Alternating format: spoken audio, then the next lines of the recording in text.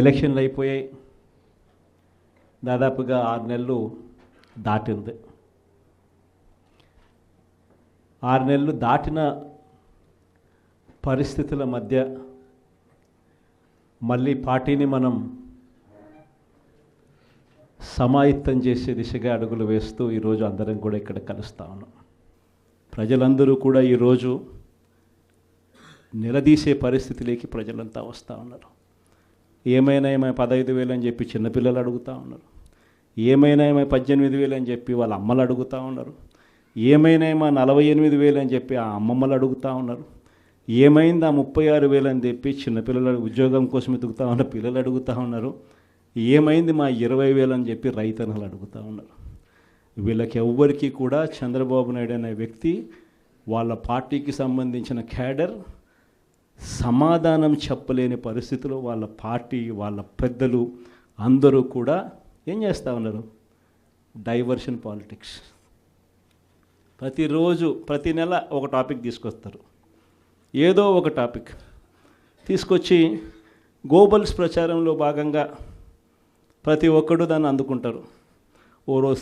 ఓసారి తిరుపతి లడ్డు అంటారు, ఇంకొకసారి జూన్లో ఋషికొండ భవనాలు అన్నారు, జూలైలో శ్వేతపత్రాలు మదనపల్లి ఫైల్స్ అన్నారు, ఆగస్టులో ముంబై నటి నా పేరేం పేరు కాదాంబరి అన్నాడు, సెప్టెంబర్లో ప్రకాశం బ్యారేజీని బోట్లతో ఢీకొట్టి గేట్లను పడగొట్టాలని చెప్పి మనం ప్లాన్ చేసినామని అంటాడు. అక్టోబర్లో సరే ఇంకా ఎట్టాగ మీరు అంతా చూశారు, నా కుటుంబాన్ని తీసుకొచ్చినాడు. నవంబర్కి వచ్చేసరికి బడ్జెట్పై దృష్టి మళ్లించడానికి 14 లక్షల కోట్ల అప్పులు అని చెప్పి, డిసెంబర్లోకి వచ్చేసరికి ఇప్పుడు కొత్తగా మీరు అంతా మనం చూస్తూ ఉన్నాం, రేషన్ బియ్యం అంటానండి. ఇప్పుడు కొత్తగా కనిపిస్తూ ఉందా రేషన్ బియ్యం అని చెప్పి. ఇప్పుడు నాకు నిజంగా ఆశ్చర్యం అనిపిస్తుంది ఆ రేషన్ బియ్యం కథలీలు చెప్తా ఉన్నప్పుడు. ప్రభుత్వంలో ఎవరున్నారు అని, ప్రభుత్వంలో మనం ఉన్నామా, ప్రభుత్వంలో వాళ్ళు ఉన్నారా అని నాకు అర్థం కాల. 7 నెలలు అయిపోయింది, దాదాపుగా 6.5 నెల అయిపోయింది వాళ్ళ ప్రభుత్వం వచ్చి. 6.5 నెల 7 నెలలు అవుతూ ఉంది వాళ్ళ ప్రభుత్వం వచ్చింది.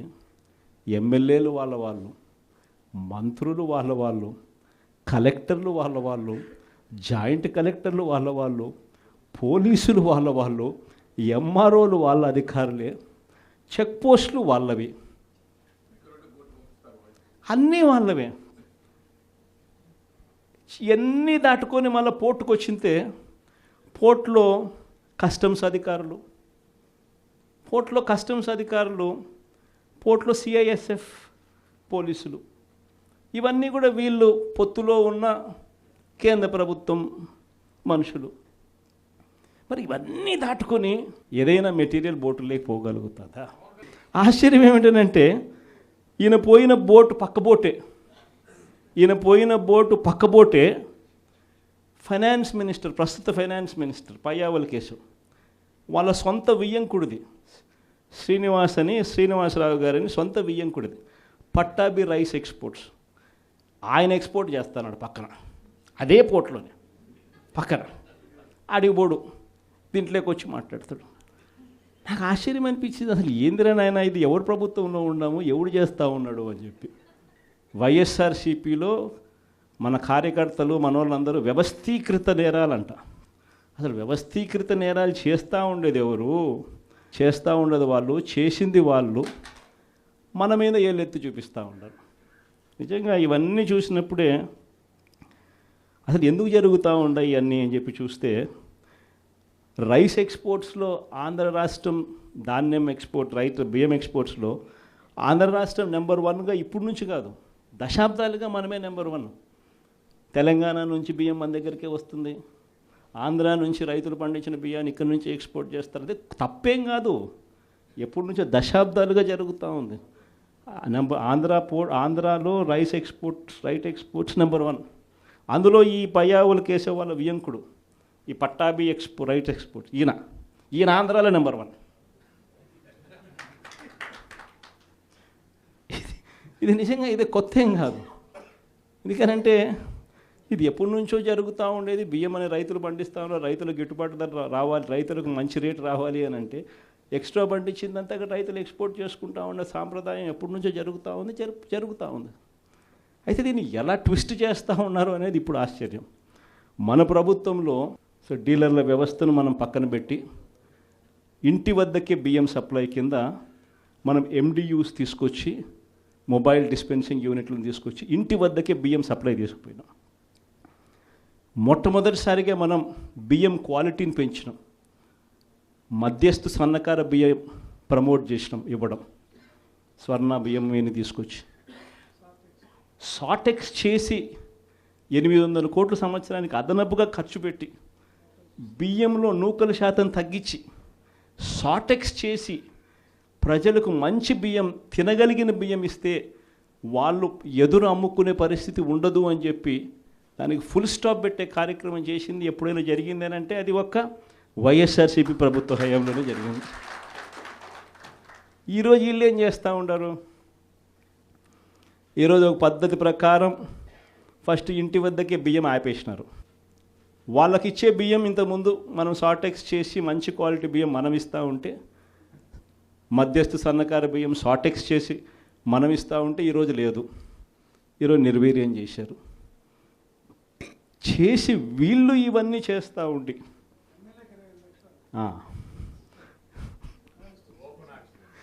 చేసి వీళ్ళు ఇవన్నీ చేస్తూ ఉండి వీళ్ళ వల్ల, వీళ్ళ తప్పిదాల వల్ల ప్రజలకు నాసిరకం బియ్యం సప్లై కావడం వల్ల, ప్రజలకు సరిగ్గా బియ్యం సప్లై చేయకపోవడం వల్ల ఇది రివర్స్. ప్రజల దగ్గర నుంచి ఈ డీలర్లు కొనుక్కోవడం, ఈ డీలర్ల దగ్గర నుంచి ఎమ్మెల్యేలు తీసుకోవడం, ఎమ్మెల్యేల దగ్గర నుంచి ఎక్స్పోర్ట్స్. ఇది జరుగుతూ ఉండదు. ఇప్పుడు తప్పు వీళ్ళు చేస్తూ ఉండి ఇంకొకరి మీద ఏళ్ళెత్తి చూపిస్తారు.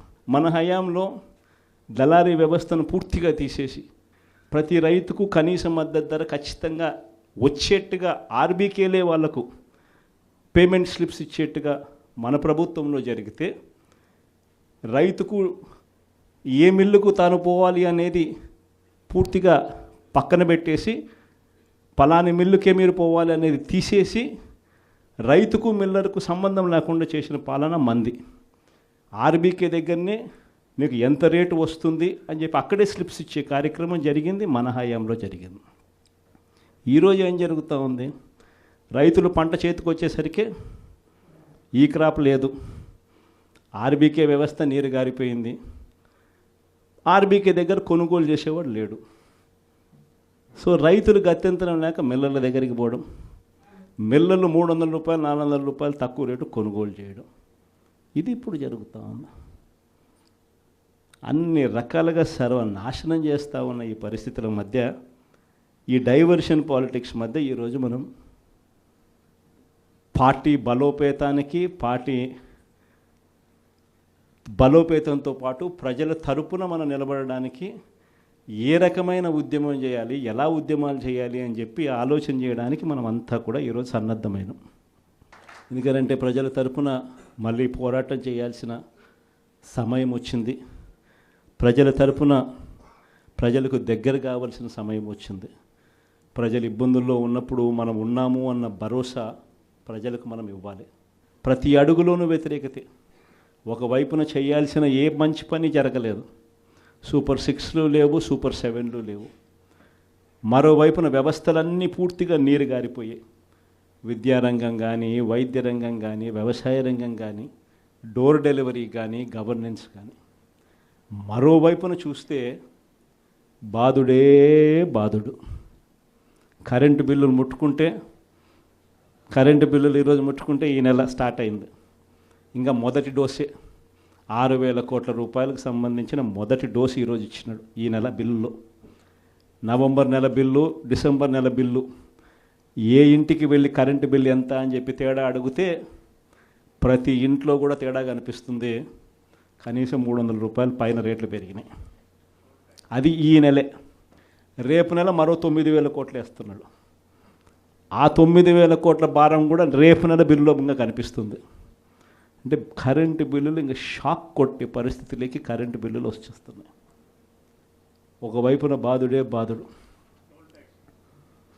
రోడ్ల మీద ట్యాక్స్ అంట. రోడ్ల మీద ట్యాక్స్ అట. ఆశ్చర్య కలిగించే విషయం ఏంటంటే రోడ్లు బాగు చేయడం కోసం రోడ్ల మీద ట్యాక్సులు వేసే కార్యక్రమం నేషనల్ హైవేస్ మీద మనం అంతో ఇంతో చూసినాం, కానీ గ్రామీణ రోడ్ల మీద కూడా రోడ్లు బాగు చేయడం కోసం రోడ్ల మీద ట్యాక్సులు వేసే బాదుడు కార్యక్రమానికి చంద్రబాబు నాయుడు గారు శ్రీకారం చుడతా ఉన్నారు. ఆశ్చర్యం నిజంగా ఏమిటంటే ఆయన హయాంలో మన హయాంలో రెండు తేడా చూస్తే రోడ్ల మీద మనం ఖర్చు పెట్టింది 43,000 కోట్ల చిల్లర అయితే ఆయన హయాంలో ఖర్చు పెట్టింది 27,000 కోట్ల చిల్లర మాత్రమే. అక్కడ కూడా మనమే ఇన్ని సంక్షేమ పథకాలు చేస్తూ కూడా అక్కడ కూడా మనమే ఎక్కువ ఖర్చు పెట్టాం. ఈరోజు చంద్రబాబు నాయుడు గారి హయాంలో సంపద సృష్టి అని అంటే దాని అర్థం బాదుడే బాదుడు. ఇది చంద్రబాబు నాయుడు హయాంలో డెఫినిషన్ సంపద సృష్టికి సంబంధించి.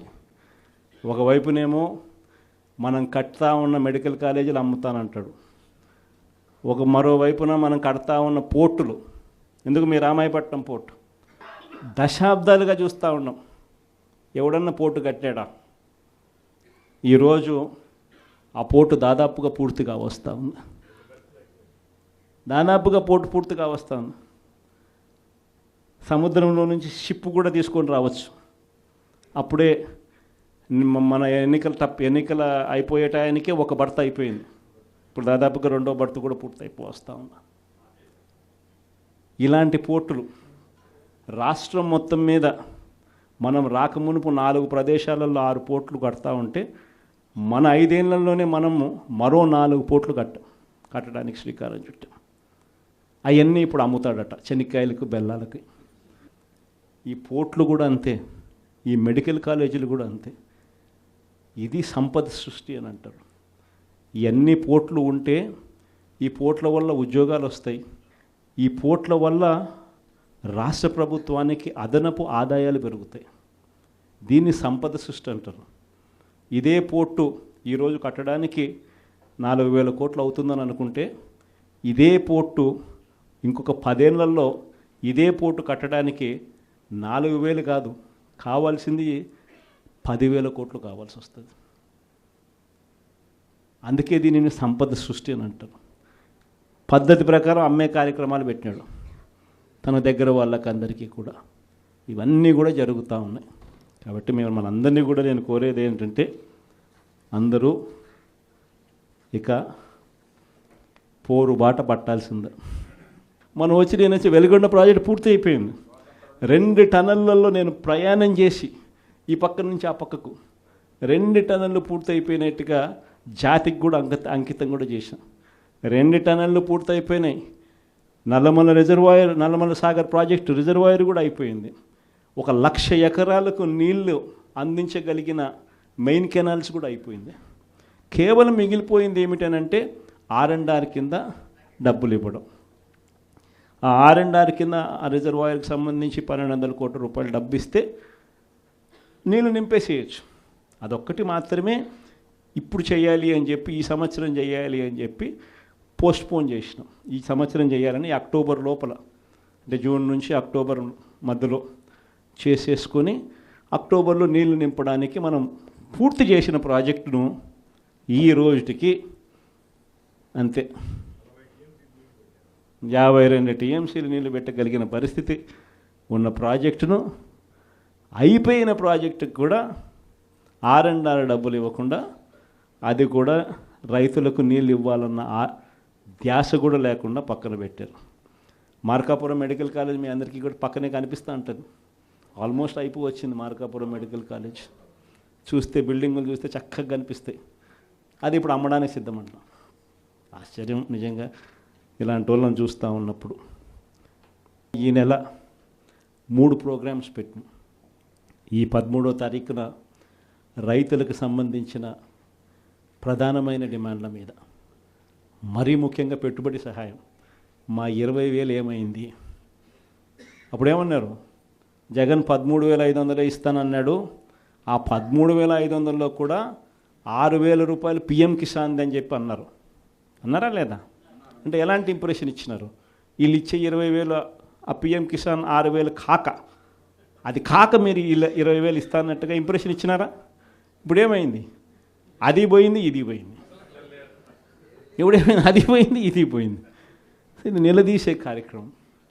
ప్లస్ ప్రతి చోట కూడా ధాన్యం పండించే ఏరియాలలో మరీ ముఖ్యంగా ఎక్కడ కూడా ఎంఎస్పి రావడంలో ఎవరిని అడిగినా 300 రూపాయలు 400 రూపాయలు తక్కువ రేటుకు అమ్ముకోవాల్సిన పరిస్థితిలో ధాన్యం కొనుగోలు జరుగుతూ ఉన్నాయి.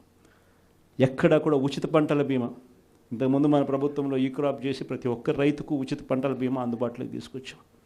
ఈరోజు ఉచిత పంటల బీమా ఎత్తేసినారు. వీటి అన్నిటి మీద క్వశ్చన్ చేస్తూ ఈ నెల 13వ తారీఖున కలెక్టరేట్ల దగ్గర రైతుల తరపున మనమంతా కూడా రైతులను వెంటేసుకొని పోయి కలెక్టర్లకు మనం వినతి పత్రం ఇస్తూ, అయ్యా రైతుల సమస్యలు ఇవి, పలకండి పట్టించుకోండి అని చెప్పి గట్టిగా డిమాండ్ చేసే కార్యక్రమం 13వ తారీఖున చేస్తూ ఉన్నాం.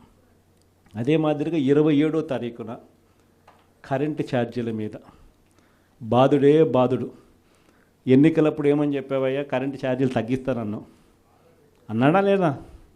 బాగా మన యూట్యూబ్లో కూడా నేను నా ట్వీట్లో కూడా పెట్టిన ఆయన అన్న మాటలు. అప్పుడు ఎంత గట్టిగా అన్నాడు, మామూలు గట్టిగా కాదు. నేనున్నా, నేను తగ్గిస్తా,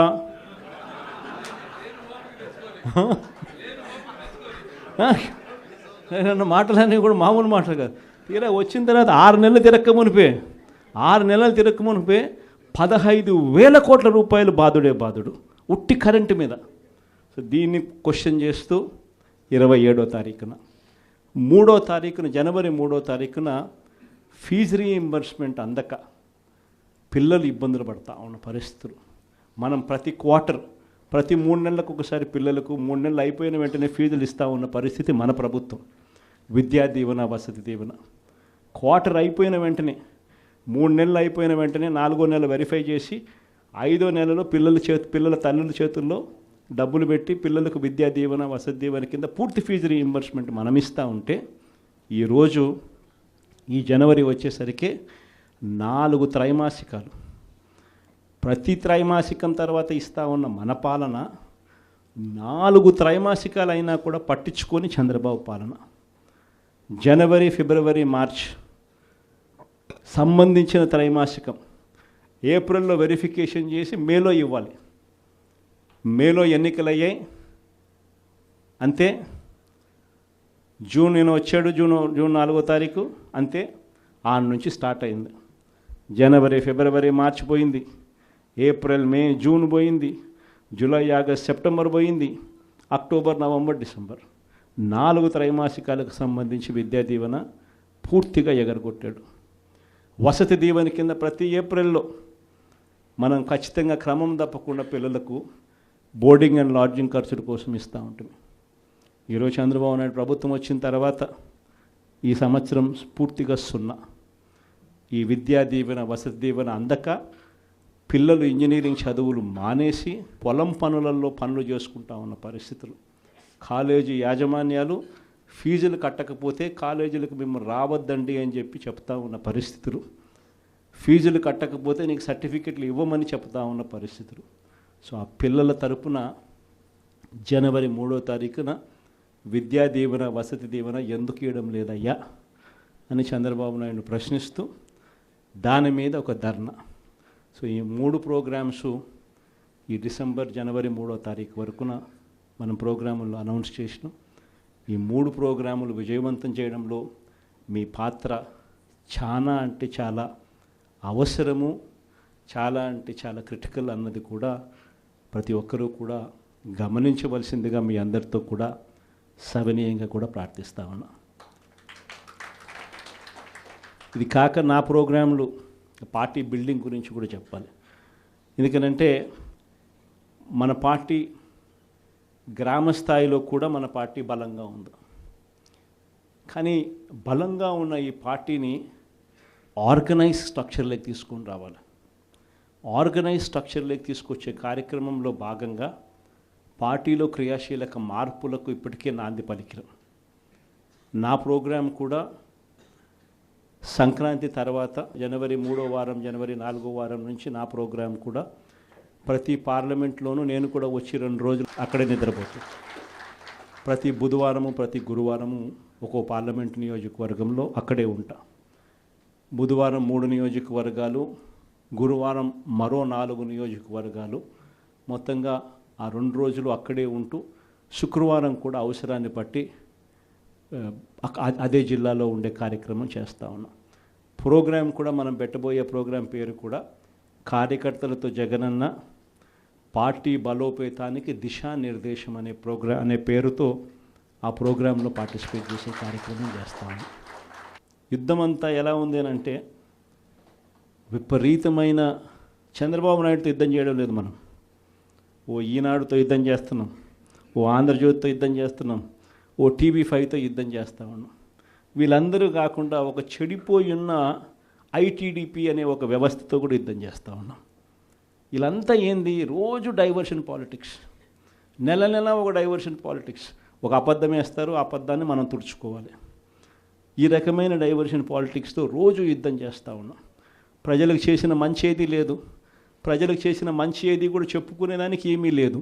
కాబట్టి మట్టేయడమే, బురద వేయడమే అదే పనిగా పెట్టుకున్న ఒక వ్యవస్థతో యుద్ధం చేస్తాం. ఈ వ్యవస్థ లేక యుద్ధం లేక మనం కూడా చేయాలి అని అంటే మీలో ప్రతి ఒక్కరూ కూడా, ప్రతి ఒక్కరికి ఫేస్బుక్ పేజ్ ఉండాలి, ప్రతి ఒక్కరికి వాట్సాప్ ఉండాలి, ప్రతి ఒక్కరికి యూట్యూబ్ ఉండాలి, ప్రతి ఒక్కరికి కూడా ఈ మాధ్యమాలలో ట్విట్టర్ అకౌంట్ ఉండాలి. ప్రతి ఒక్కరికి కూడా మనం కూడా ఈ మాధ్యమాలలో మనకు కూడా ఉండాలి. ఎక్కడైనా మన గ్రామంలో ఏదైనా అన్యాయం జరుగుతున్నప్పుడు టకాని ఫోటో తీసి మనమే ప్రశ్నించాలి. ఎందుకు పెన్షన్ ఇవ్వడం లేదు ఈ అమ్మకు, ఇదిగో ఫోటో. ఎందుకు మా గ్రామంలో మా స్కూల్స్లో నాడు నేడు ఆగిపోయింది, ఇదిగో ఫోటో.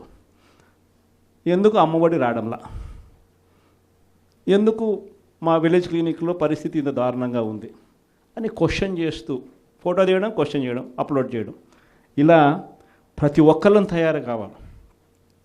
ప్రతి ఒక్కళ్ళం కూడా ఆర్గనైజ్ పద్ధతులకి మాదిరిగా పోయి గ్రామ స్థాయిలో మనం ప్రజలకు దగ్గర కాగలిగే కార్యక్రమం ఖచ్చితంగా జరగాలి.